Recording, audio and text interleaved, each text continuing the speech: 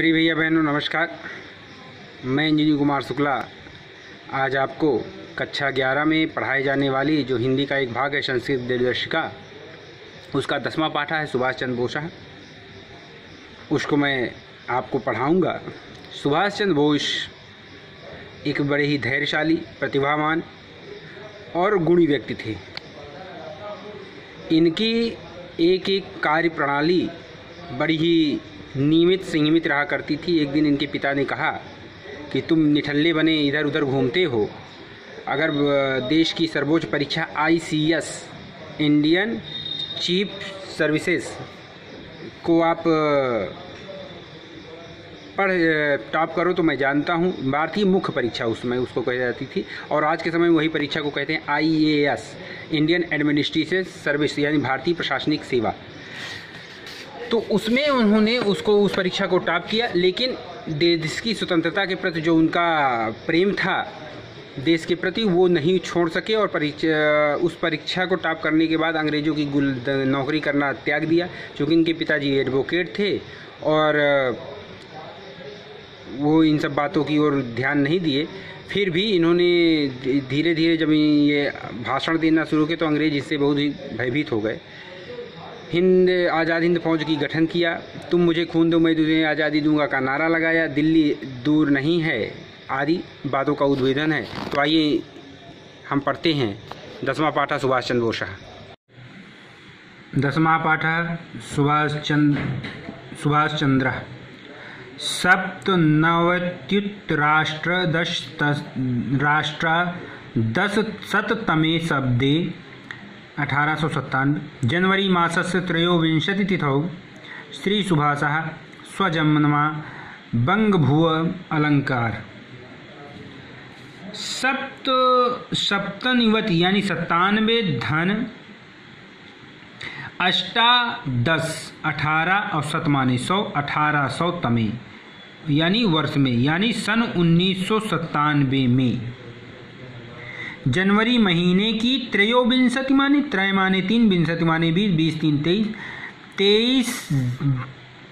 23वीं तिथि को श्री सुभाष जी स्वजन्मना अपने जन्म से बंग भुवम अलंकार, बंग भू माने बंगाल भूमि को अलंकृत किया या सुशोभित किया।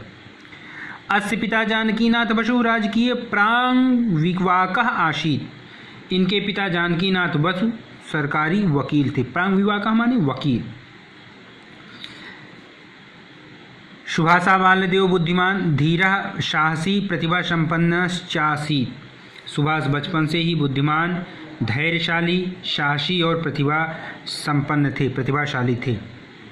अयं कलिकाता नगर्यां शिक्षां प्राप्य सम्मानितां ICS परीक्षामुत्तीर्यापि विदेशीयाशासनस्य भूवृत्तिवत्वं न स्वीकृतवान्। ये इन्होंने कलकत्ता नगर में शिक्षा पाकर IAS, जो आज की IS है, ये पहले ICS के नाम से जानी जाती थी, ICS की सम्मानित परीक्षा उत्तीर्ण करके भी विदेशी शासन की नौकरी नहीं की, न स्वीकृतवान नहीं किया। आंग्ल शासकानां भारते नाधिकारः, अंग्रेज शासकों का भारत पर कोई अधिकार नहीं था। नहीं ते विदेशीयाः कथमत्र शासनं कुर्वन्ति, वे विदेशी लोग यहाँ क्यों शासन कर रहे हैं। इति चिंतापरो अयं स्वप्रयत्नेन भारतवर्षस्य स्वतंत्रार्थं बहून् भारतीयान् स्वपक्षे अकरोत्। ऐसा विचार करके, ऐसे चिंतन से युक्त हो इन्होंने अपने प्रयत्न से भारतवर्ष की स्वतंत्रता के लिए बहुत से भारतीयों को अपने पक्ष में कर लिया। एवं विधेभ्यः अस्योग्रविचारेभ्यः भीताः आंग्लशासकाः इमं पुनः पुनः कारागारे अक्षिपन्, परम वीरोऽयं स्वतंत्रार्थं स्वप्रयासं न त्यजेत्। इनके ऐसे उग्र विचार से भयभीत होकर अंग्रेज शासकों ने इन्हें बार बार जेल में डाला, किंतु इस वीर ने स्वतंत्रता के लिए अपने प्रयास को बिल्कुल नहीं छोड़ा। 1739 सतितमे वर्षे यानी 1937, सप्त माने सप्तत्रिंशत् माने 37, एकोनविंशति माने 19 यानी औसत 1937 वर्षे त्रिपुरा कांग्रेस अधिवेशने अयं सर्वसम्मत्या सभापतिः वृत्तः अस्याः समनार्थाञ्च 50 वृषभयुक्ते रथे अस्य शोभायात्रा नागरिकैः सम्पादिता। सन 1937 में ये कांग्रेस के लिए त्रिपुरा अधिवेशन में सर्वसम्मत से सभापति चुने गए और इनके सम्मान में नागरिकों ने 50 बैलों वाले रथ से इनकी शोभा यात्रा निकाली। शोभा यात्रा उसमें जुलूस। अहिंसा मात्रेण स्वतंत्र प्राप्ति प्रयासा कल्पना मात्रमेव इति निश्चिन्त्य सह क्रांति पक्षमं अंगीकृतवान। केवल अहिंसा से स्वतंत्रता प्राप्ति का प्रयत्न कल्पना मात्र ही है। अस्योग्रकान्तेः भीताः आंग्लशासकाः पुनरमीप कलिकातानगर्याः कारागारे क्षिपन्। यह निश्चय करके इन्होंने क्रांति का पक्ष यानी क्रांति का जो मार्ग है वो स्वीकार किया और अस्योग्रांते इनकी उग्र कांति से डरे हुए, भीता माने डरे हुए, आंग्ल शासका अंग्रेज शासकों ने इन्हें पुनरिमन इन्हें फिर से कोलकाता, कलिकाता नगरिया माने कोलकाता नगरी के जेल में बंद कर दिया। कष्टकर्मविमं वृत्तान्तं श्रुत्वा शुभाशानुरक्तानां भारतीयानां हृदयं व्यदीर्यत। इनकी दुखदायी समाचार को सुनकर जो सुभाष जी के चाहने वाले थे, सुभाष प्रेमी, भारतीयों के हृदय को बहुत ही आघात पहुंचा। हृदयं विदीर्यत, आघात पहुंचा हृदय को। एकदा रात्रो निद्रावशीभूतेषु कारागार निरीक्षकेषु वीरो अयं सहसा समुत्थाय सठे साध्यं समाचरे इति नीतिम अनुसरन् स्वेष्ट सिद्धिं कामनायानस्य सिद्धदात्री जगदम्बा संस्मृत्य कारागाराद बहिर्गतः।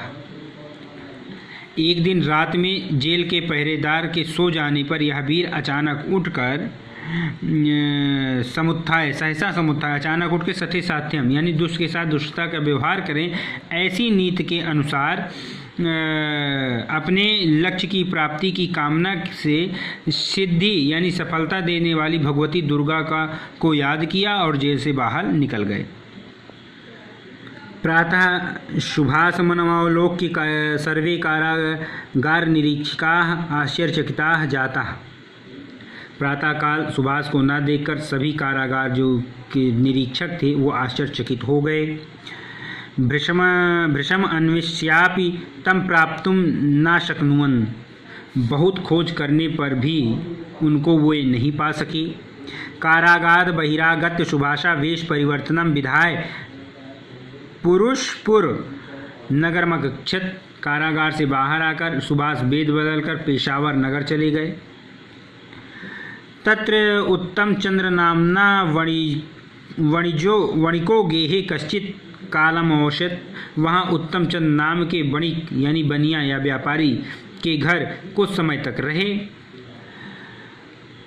ततश्च आंग्ल शासकैः अवधानपूर्वक निरीक्षणे कृते अपि जियाउद्दीन इति नाम्ना जर्मन देशं गतः। तत्पश्चात अंग्रेज शासकों के सावधानी से निरीक्षक करने पर भी वे बच गए और जियाउद्दीन नाम से जर्मन देश चले गए। तत्रत्य शासकेन हिटलर नामकेन सह मैत्री विधाय वायुयानेन जयपाणी देशं गतः। जयपाणी माने जापान। वहाँ के हिटलर नामक शासन से मित्रता करके वायुयान से जापान देश चले गए। मलय देशे स्वसंगठन कौशलेन आज़ाद हिंद फौज इत्याख्यानां सेनां संगठितवान्। मलाया देश में अपने संगठन के कौशल से इन्होंने आज़ाद हिंद फौज नामक सेना का गठन किया। अस्यास्मिन् संगठने हिंदू यवन दिश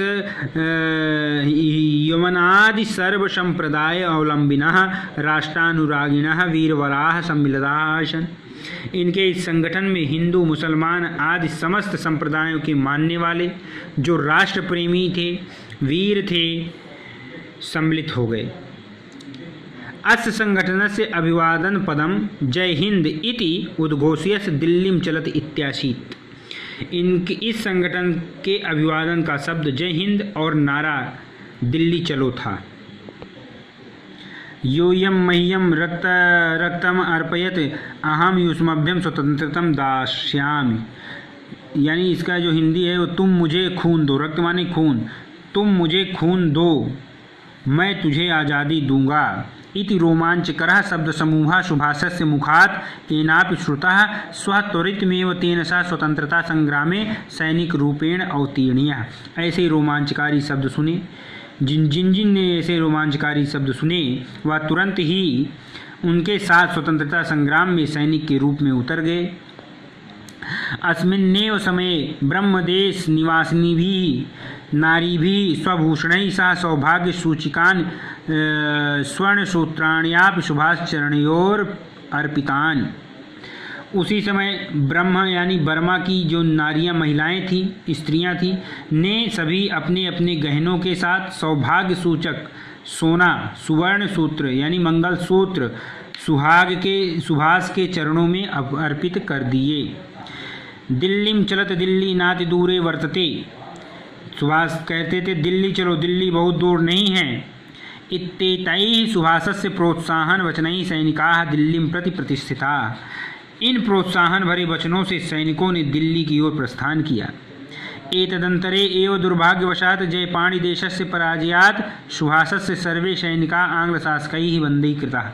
इसी बीच दुर्भाग्यवश जापान देश की पराजय के कारण सुभाष के सारे सैनिक अंग्रेज शासकों द्वारा बंदी बना लिए गए।